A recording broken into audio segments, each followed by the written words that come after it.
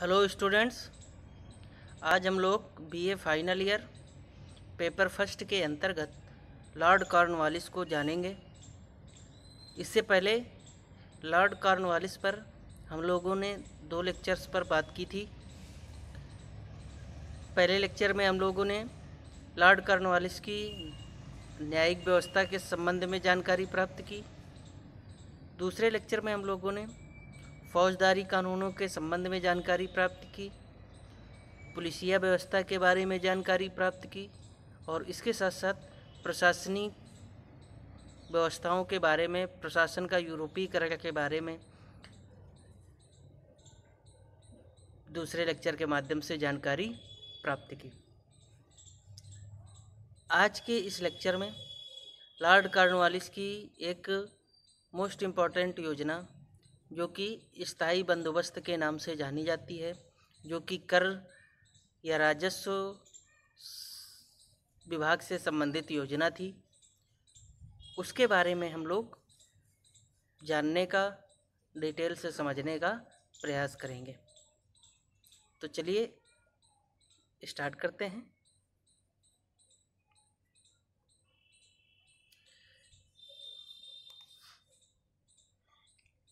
पहली बात कि कर के रूप में कर व्यवस्था के संबंध में कॉर्नवालिस ने जो सुधार किया, जो कि स्थायी बंदोबस्त के नाम से जाना जाता है, परमानेंट सेटलमेंट, ये सर्वप्रथम बंगाल में जो है लागू किया गया।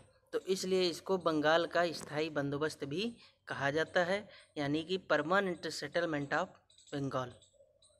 ठीक है, तो अब इसके मुख्य बिंदु क्या थे देखते हैं हम लोग।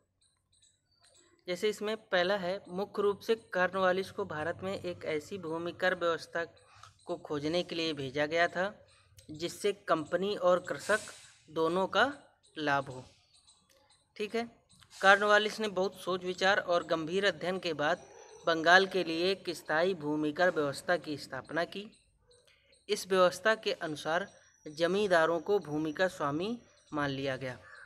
ठीक है, पहला काम ये किया गया कि जमींदारों को भूमि का स्वामी मान लिया गया। इससे पहले जमींदार भूमि के स्वामी नहीं होते थे, केवल कर को वसूलने के एक प्रमुख साधन के रूप में या अधिकारी के रूप में कार्य करते थे। जमींदारों के लिए ये आवश्यक कर दिया गया कि वे 1790 से 91 की कर संग्रह की दर से, अर्थात 2,26,00,000 रुपये वार्षिक, ठीक है, 2,26,00,000 रुपये वार्षिक कंपनी को भूमि कर अदा करें। यानी कि 1790-91 में जो कर प्राप्त हुआ था कंपनी को, उतना ही कर हर वर्ष जमींदारों को भूमि कर के रूप में कंपनी को अदा करना है। अब भूमि के लगान का 8/9 भाग कंपनी को देना था और इसका 1/9 भाग जो है जमींदार अपनी सेवाओं के बदले अपने पास रखता था। ठीक, तो ये था पूरा जमींदारों और कंपनी के बीच का मसला स्थायी बंदोबस्त के अनुसार। 1790 में यह व्यवस्था 10 वर्ष के लिए की गई थी, किंतु 93 में इसे स्थायी कर दिया गया था। ठीक है, तो 1793 के बाद यह एक स्थायी व्यवस्था के रूप में चलती रही। ठीक है, इसीलिए इसको स्थायी बंदोबस्त या परमानेंट सेटलमेंट के लाभ, परमानेंट सेटलमेंट कहा जाता है। ठीक है, अब हम लोग बात करते हैं कि इस व्यवस्था के लाभ क्या थे, एडवांटेज ऑफ दिस सिस्टम। तो इसमें बंगाल की स्थायी भूमि कर व्यवस्था से कंपनी को निम्नलिखित लाभ हुए। पहला, इससे राज्य की आय निश्चित हो गई, यानी कि अब रकम निश्चित हो गई कि इतनी रकम तो हमको वहाँ से मिलनी ही है। सरकार समय समय पर नई कर व्यवस्था और कर निर्धारण के जटिल कार्य से बच गई। ठीक है, तो पहला लाभ कंपनी को ये हुआ। दूसरा, यह माना गया कि इससे कृषि व्यवसाय को बढ़ावा मिलेगा। जमींदार अधिकाधिक उपज के लिए कृषकों को प्रोत्साहित करेंगे, इससे कृषकों को भी लाभ होगा। यानी कि जैसे रकम निर्धारित हो गई, अब कंपनी को उतनी ही रकम देनी है, तो अब इससे ज़्यादा यदि उत्पादन होता है तो उसमें जमींदार को भी फायदा मिलेगा और ज़्यादा उत्पादन होता है तो कृषकों को भी लाभ मिलेगा। ठीक है, क्योंकि ज़्यादा उत्पादन करेंगे तो उसका जो है फिर टैक्स के रूप में वसूली नहीं होगी और वो अत्यधिक उत्पादन जो है किसानों के लाभ में ऐड हो जाएगा, ऐसा माना गया। ठीक है, नेक्स्ट, राजनीतिक रूप से यह माना गया कि इससे राजभक्त जमींदारों का एक संगठित समूह तैयार हो जाएगा। यह समूह कंपनी के हितों की हर प्रकार से रक्षा करेगा क्योंकि कंपनी ने उनके अधिकारों को सुरक्षित किया है। ठीक है, अब उनको मालिकाना ज़मीन पर हक दे दिया। ठीक है, उनका भी एक वेतन निर्धारित कर दिया। तो इस वजह से कंपनी को ये लगा कि जो ज़मींदार हैं वो हमारे वफ़ादार हो जाएंगे, और बाद में हम लोग देखते हैं कि ये ज़मींदार जो है कंपनी के बहुत वफ़ादार भी होते हैं। 1857 की क्रांति में इन ज़्यादातर ज़मींदारों ने जो है विद्रोहियों का साथ नहीं दिया था। सामाजिक रूप से ये माना गया कि जमींदार कृषकों के प्राकृतिक नेता के रूप में कार्य करेंगे। ठीक है, तो ये इसके लाभ थे। अब बात करते हैं इसके दोष, जो कि इम्पॉर्टेंट है। किसी भी व्यवस्था के सबसे पहले दोषों को ही समझना चाहिए। ठीक है, तभी उस व्यवस्था की असलियत जो है सामने आ सकती है। अब जैसे इसके दोष क्या थे, पहला है व्यवस्था के लागू होने के कुछ ही समय बाद इसके दोष सामने आने शुरू हो गए। इसके प्रमुख दोष थे, इस व्यवस्था से समाज में उच्च स्तर पर सामंत वर्ग और निम्न स्तर पर दास वर्ग की उत्पत्ति हुई। यानी कि जो जमींदार थे वो एक सामंतवादी प्रवृत्ति के तहत उनका उदय हुआ और वो सामंतवादी वर्ग का भारत में उदय प्रारंभ हो जाता है इस व्यवस्था के तहत, और जो किसान हैं वो एक तरह से दास वर्ग के रूप में कन्वर्ट हो जाते हैं। तो जो वर्गों के बीच की खाई पटनी चाहिए वो पट ना करके क्या हो जाती है, और ज़्यादा खाई बढ़ रही है। तो पहला दोष इसका ये निकल कर सामने आया। दूसरी अगर हम बात करें तो भूमि कर का स्थायी बंदोबस्त करते समय भूमि तथा भावी मूल्य वृद्धि की ओर ध्यान न दिया गया। इससे कृषि योग्य भूमि तथा उत्पादन के मूल्य में जब कई गुना वृद्धि हो गई तब भी सरकार को कोई अतिरिक्त धन प्राप्त न हो सका। तो ये सरकार की तरफ से एक निगेटिव रिस्पांस रहा, और इस निगेटिव रिस्पांस के बदले कृषकों को जो है वो फ़ायदा मिला। तो ये एक अच्छी चीज़ थी, लेकिन इसमें यहाँ पर हमने हानि के रूप में देखा है। तो ये कंपनी की तरफ से देखा जा रहा है कि कंपनी की तरफ से इस प्रकार की हानि जो है वो हुई सरकार को। दूसरा, अधिकतर जमींदारों ने अपने सामंतवादी प्रवृत्ति के कारण कृषकों के शोषण पर ध्यान दिया, कृषि के विकास तथा कृषकों की समृद्धि पर नहीं। ठीक है, जो कि एक बहुत बड़ा कृषक वर्ग के लिए, जो कि भारत की अधिकांश जनसंख्या इसी क्षेत्र से संबंधित है। भारत की अर्थव्यवस्था भी आज भी कृषि क्षेत्र पर ही सबसे ज़्यादा आधारित है। तो ऐसी व्यवस्था में सामंतवादी प्रवृत्तियां आ जाने से, यानी जमींदारों के इस तरह के उदय हो जाने से, क्योंकि अब तो उनका वहाँ पर मालिकाना हक है, तो अब तो वो जैसे चाहे वैसे करवा सकते थे। तो इससे क्या हुआ, कृषकों का शोषण जो है बहुत बढ़ गया, और मनमानी फसल बो, जमींदार जो कहें वो फसल बो, जितना अनाज कहें उतना अनाज दो। तो इस तरह की व्यवस्था से क्या हुआ कि कृषकों का जो है एक शोषण जो है देखने को मिलता है।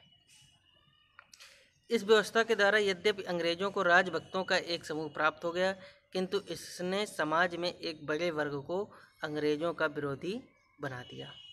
ठीक है, जमींदार एक वर्ग है जो उसके पक्ष में हो गया, लेकिन एक बहुत बड़ा समुदाय जो कृषकों का था वो सरकार के खिलाफ हो गया। और इसके बाद हम लोग देखते हैं कि बहुत सारे जो पूरा 1858 तक का एक काल है, और उसके बाद भी 1900 तक का हम काल मान सकते हैं, कृषकों, जनजातियों हैं, मजदूरों के विद्रोहों का काल एक तरह से था। इस बीच में बहुत सारे संथाल विद्रोह है ना, जैसे प्रमुख चुआर विद्रोह, सन्यासी विद्रोह, इस तरह के अनेक विद्रोह जो है सरकार के खिलाफ उत्पन्न हुए, और जिनको सरकार को सामना करना पड़ा। तो ये सारे इसके डिमेरिट्स थे। स्थायी बंदोबस्त की व्यवस्था भी हम लोगों ने देख ली कि इसमें टैक्स निर्धारित कर दिया गया था, जमींदार और सरकार के बीच का जो भी परसेंटेज है वो भी निर्धारित हो गया था। ठीक है।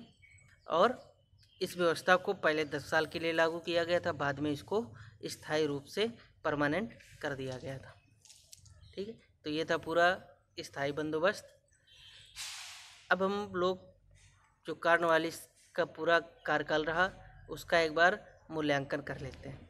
ठीक है, तो मूल्यांकन के अंतर्गत कुछ मोस्ट इम्पॉर्टेंट बातें कार्नवालिस के शासनकाल से संबंधित, जैसे पहला है, कार्नवालिस के सुधारों का आधार वारेन हेस्टिंग्स ने तैयार किया था। ठीक है, इन्हीं सुधारों के आधार पर आगे जो है कार्नवालिस ने अपना कार्य किया। उसने इन आधारों को लेकर एक ऐसी व्यवस्था स्थापित की जो लंबे समय तक यथावत जारी रही, खास करके 1858 तक, जब महारानी, इंग्लैंड की महारानी जो है या क्राउन का शासन भारत में स्थापित नहीं हो जाता है, तब तक इसी प्रकार की व्यवस्थाएं थोड़ा चेंजमेंट के साथ चलती रहती हैं। उसके शासनकाल को कार्नवालिस प्रणाली या 1793 की प्रणाली के नाम से संबोधित किया जाता है। यानी कि कार्नवालिस के शासनकाल में जो मूलभूत सुधार हुए वो 1793 में ही हुए। जमींदारी व्यवस्था हो और न्यायिक व्यवस्था भी हम लोगों ने देखा था, जो मूल रूप से स्थापित हुई वो 1793 में।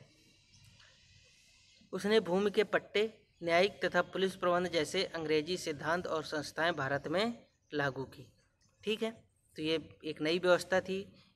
भारत में अंग्रेजों के आने से हर क्षेत्र में नई नई व्यवस्थाएं जन्म ले रही थी। ठीक है, और वही व्यवस्थाएं चल करके आज़ादी के बाद भारत के प्रशासन का प्रमुख हिस्सा भी बनी। ठीक है, तो आज भी वही व्यवस्थाएं जो है भारत में चल भी रही हैं, चाहे वो पुलिसिया व्यवस्था हो, न्यायिक व्यवस्था भी इसी तरह की। आज भी आप कोर्ट देख लीजिए, है ना, सबसे पहले जिला न्यायालय, उच्च न्यायालय, हाई कोर्ट, नाम बदल गए, लेकिन लगभग स्थितियां जो हैं उसी प्रकार की हैं।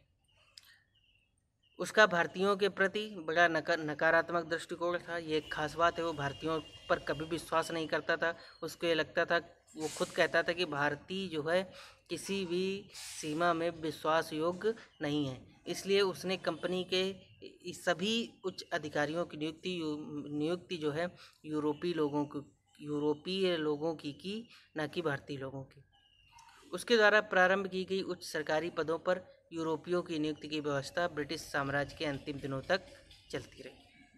वह गवर्नर जनरल था जिसने भारत में कानून की सर्वोच्चता के सिद्धांत को स्थापित किया। जैसा कि आज भी कहा जाता है कि किसकी कानून की सर्वोच्चता है, यानी कानून सबके लिए समान है, सबके लिए सबसे बड़ा है, कानून से बड़ा कोई नहीं है। ठीक है, तो इस प्रकार की व्यवस्था कार्नवालिस ने प्रारंभ की। और सबसे एक पहली व्यवस्था की जो हम लोग सिविल सर्विसेज की बात करते हैं, ये उच्च पदों पर जो हम लोग बात कर रहे हैं ना, तो एक सिविल सर्विसेज जो एग्ज़ाम्स हैं, इनकी सबसे पहले शुरुआत भारत में कार्नवालिस के समय पर ही की गई थी। ठीक है, तो ये था पूरा कार्नवालिस का कार्यकाल, कार्नवालिस के 7 वर्षों के गवर्नर जनरल के कार्यकाल का पूरा ब्यौरा। ठीक है, क्या क्या महत्वपूर्ण उसने कार्य किए। तो इस प्रकार से अब हमारा जो कार्नवालिस का से संबंधित पूरा कार्यकाल था वो समाप्त हो जाता है। इसके अलावा एक चीज़ और याद रखना, इसी के समय एक तृतीय आंग्ल मैसूर युद्ध भी लड़ा जाता है।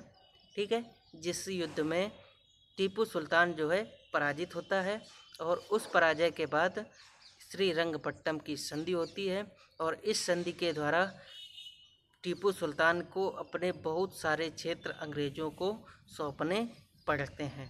तब एक स्टेटमेंट कहा था लॉर्ड कॉर्नवालिस ने कि मैंने अपने शत्रु को जो है बिना दूसरे लोगों को नाखुश किए बहुत कमज़ोर कर दिया है। यानी कि मैंने अपने शत्रु को इतना कमज़ोर कर दिया है कि दूसरे व्यक्ति जो है, दूसरा जो हमारे विरोधी थे, वो भी हमसे नाराज़ नहीं हुए। तो इस प्रकार से अब जा कर के ये पूरा कार्नवालिस का जो शासनकाल है वो समाप्त हो जाता है। तो चलिए आज की क्लास हम लोग यहीं पर अब समाप्त करते हैं। Thank you.